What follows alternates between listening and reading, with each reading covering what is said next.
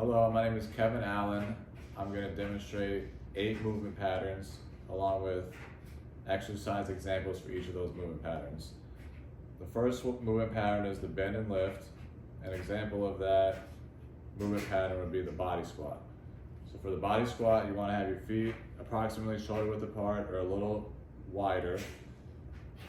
You want to go down to approximately 90 degrees with the floor. You want to keep your spine neutral with your neck, shoulders, and hips aligned. And you just want to go at a nice rhythm, down and up, pushing through your heels. A common mistake with this exercise is a lot of people will tend to lean forward and maybe look like this. That's incorrect. So you want to make sure you always tell them to keep their spine neutral, and all the kinetic checkpoints should stay aligned and look like this. Okay, second movement pattern is also a bend and lift. This we're going to do a deadlift, so Romanian deadlift, dumbbell RDL. So same thing, you want your feet shoulder width apart or slightly wider. You're going to have a dumbbell in each hand. You can either have them directly out in front of you or a little bit to the side at a 45-degree angle.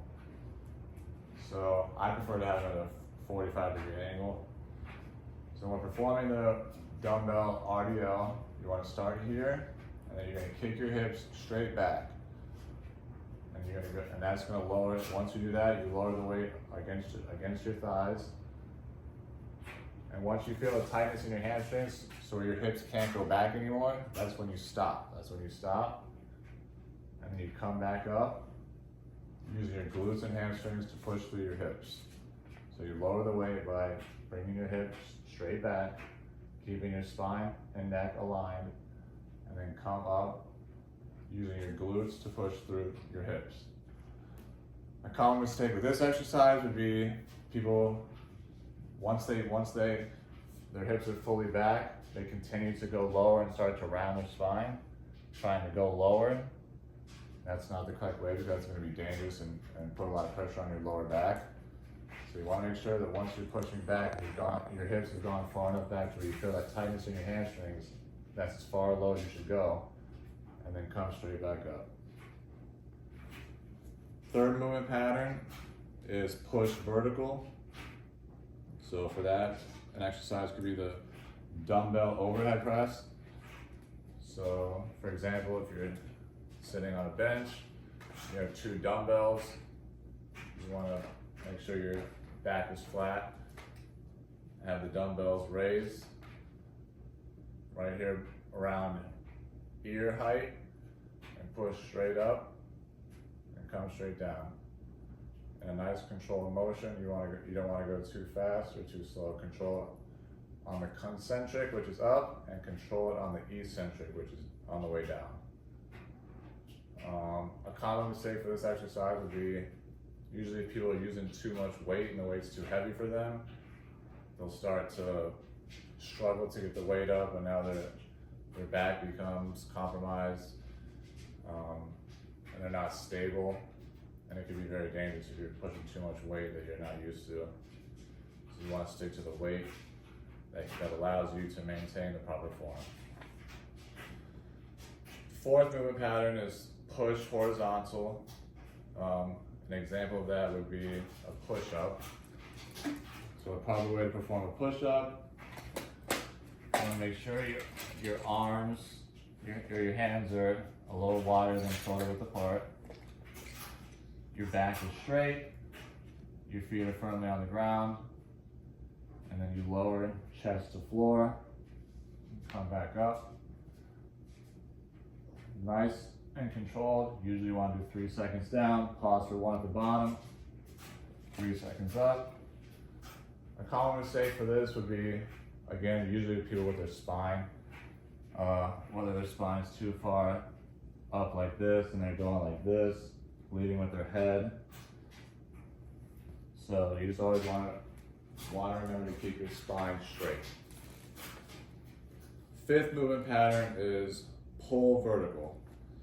An example of that would be a lat pull down.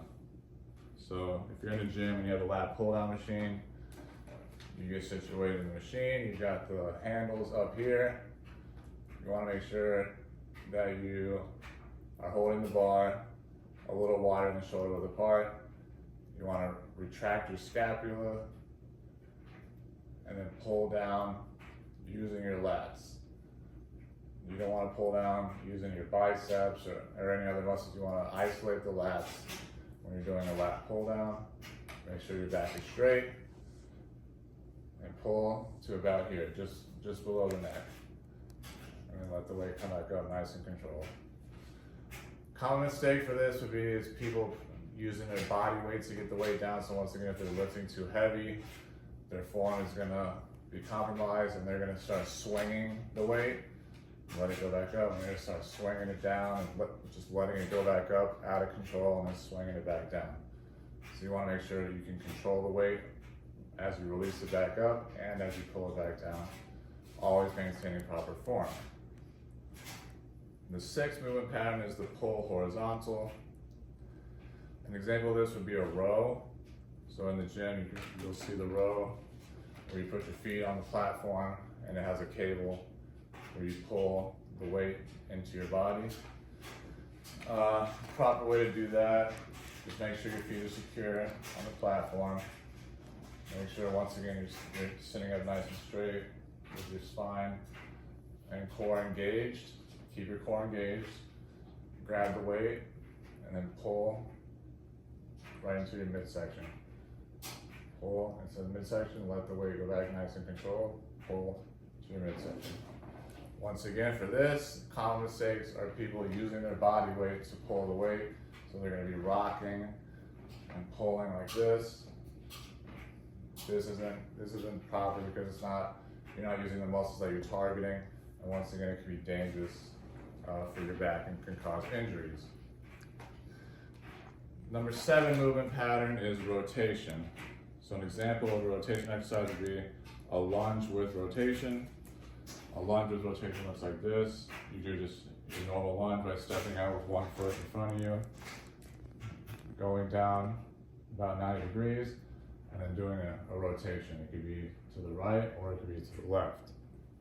And then you would switch. You can do both in one lunge, or you can just do one in one lunge and then come back up. A common mistake for that would be people probably overextending, so doing too much rotation, more than their body can handle, and overstretching, which can cause injuries. So you just want to make sure that you're staying within your abilities and only rotating to where it's comfortable for you.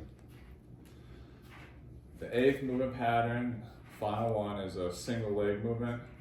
An example of a single leg movement would be a single leg kettlebell RDL. So imagine I have a kettlebell. You're gonna take the kettlebell on the opposite leg that you're using as your foundation, and you're gonna let the kettlebell go down as you swing your leg back. Let it go straight down, and then come back up like this. This takes a lot of balance. It's more advanced. You need strength and balance in order to do this exercise properly. Make sure you keep a neutral spine. A common mistake for this would be, again, people just rounding their spine, maybe going like this. Maybe people going too far. So you just want to make sure, keep your core engaged, and just use the proper weight so that you can maintain the balance and the correct form as you do the exercise. Thank you for listening.